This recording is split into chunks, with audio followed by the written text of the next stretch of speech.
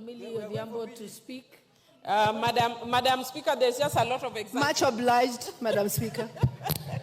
Madam Speaker, there's a lot of excitement in relation to ongoing issues relating to the finance bill. And as you know, our party is having a parliamentary group meeting. I know that your party had a parliamentary group meeting in the morning. And I'm sure the party will give a position after that. But I'm glad at least people are listening to Kenyans, which is a good thing. Madam Speaker, I just want to say that in principle, I support this bill, but I just want to point out some certain issues around it. And Madam Speaker, even as I'm speaking, I would want to urge Honorable Kaluma to listen to me, because he normally purports to know things about children's issues, even if he's my uncle, but I am an expert in this area more than him. And I would want... the word purports. You are helping him, Madam Speaker.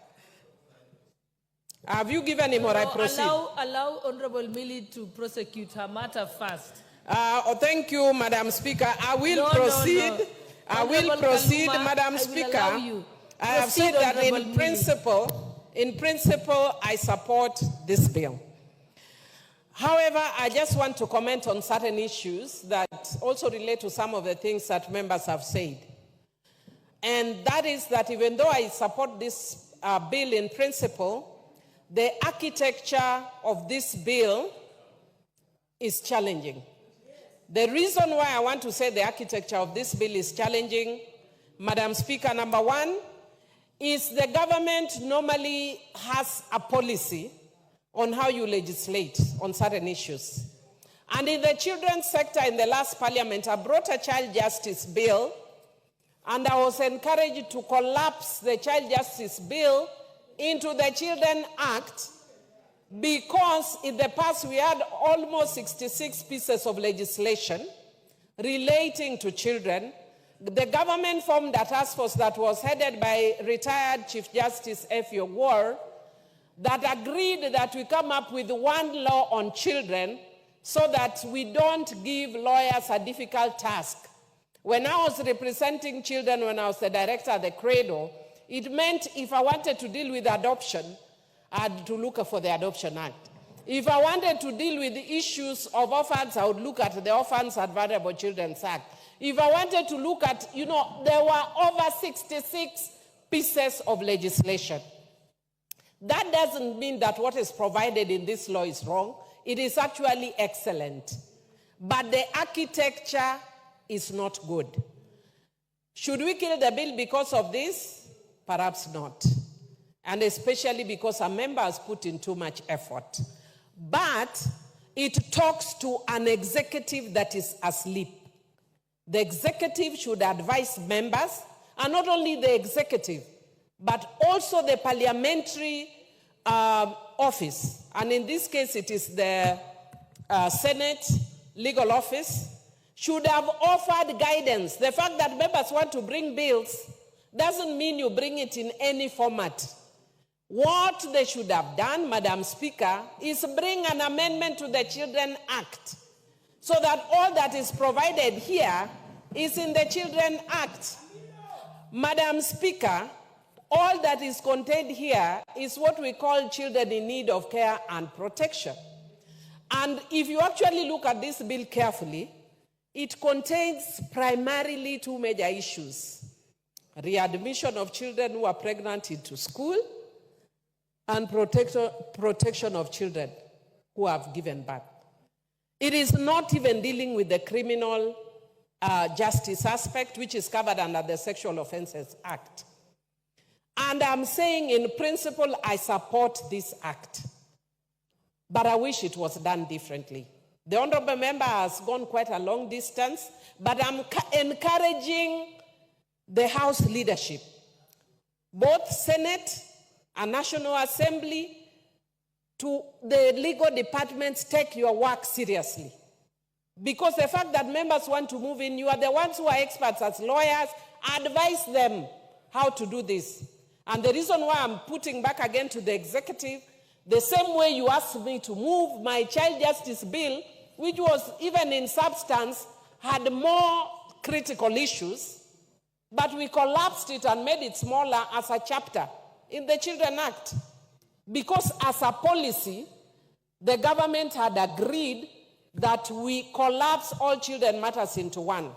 It appears that there is no longer any policy relating to children, because if you look at our budget, for instance, right now, you see we are putting a lot of money into institutionalizing children. Yet the government policy has been against institutionalization. What are we doing? We are building centers to institutionalize children. It means we have no clue what our policy as a government is in relation to institutionalization of children. That is also appearing here. And I want to encourage the president that as soon as he's done with the challenges relating to the finance bill and his deputy, can he then work on the issue of ensuring that there is a clear policy that emanates from the executive to legislation. I've said this in this house, and it might be taken lightly, but in reality, that speaks to a government that is dysfunctional. The right hand does not know what the left hand does. Even when it is private members' bill, it must follow the policy of the government of the day. And that is why, for me, for instance, even though I wanted my child justice bill, the government policy of Uhuru at that time was towards one bill. I let mine die. So that is a reality we have to deal with. Other than that, Madam Speaker, I want to encourage the members. You know, when I'm listening sometimes to what I hear the members saying, I feel very sad when I hear members saying that, you know, in our culture, girls are getting married at 17. And my brother from Kibra, I think he has already left. But I have to invite him to the Parliamentary Caucus on Children and Parliamentarians for Global Action, which are human rights organization for parliamentarians globally. I chair both networks in Kenya. And as a country, we have progressed over the years. We have actually ratified the Convention on the Rights of the Child.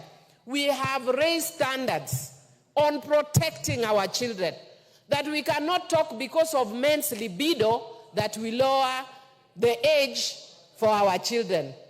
Madam Speaker, in fact, nowadays it's the opposite. People are amused that I'm sharing that on this finance bill.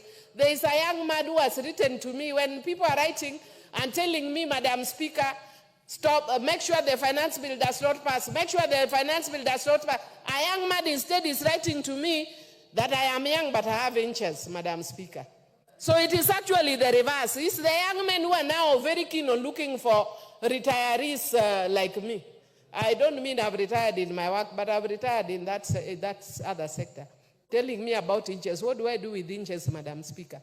But what I'm saying is, even for those ones, we must protect our young boys from people, I think we call them coggers or something, who are maybe older, but may want to take advantage of young boys who are young and poor and want to take advantage by giving them money.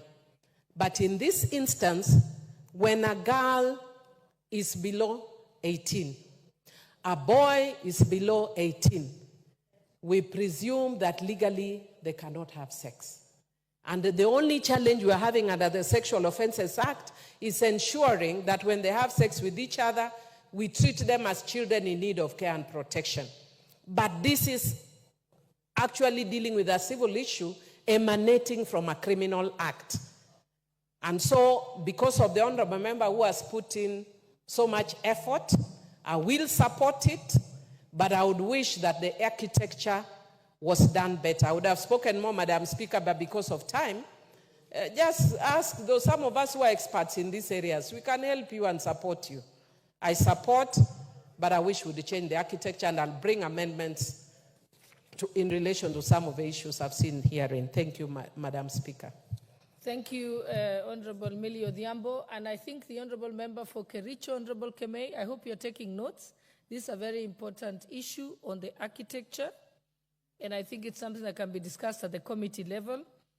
I'm glad that Honorable Millie has raised it. She knows we have come a long way with the children.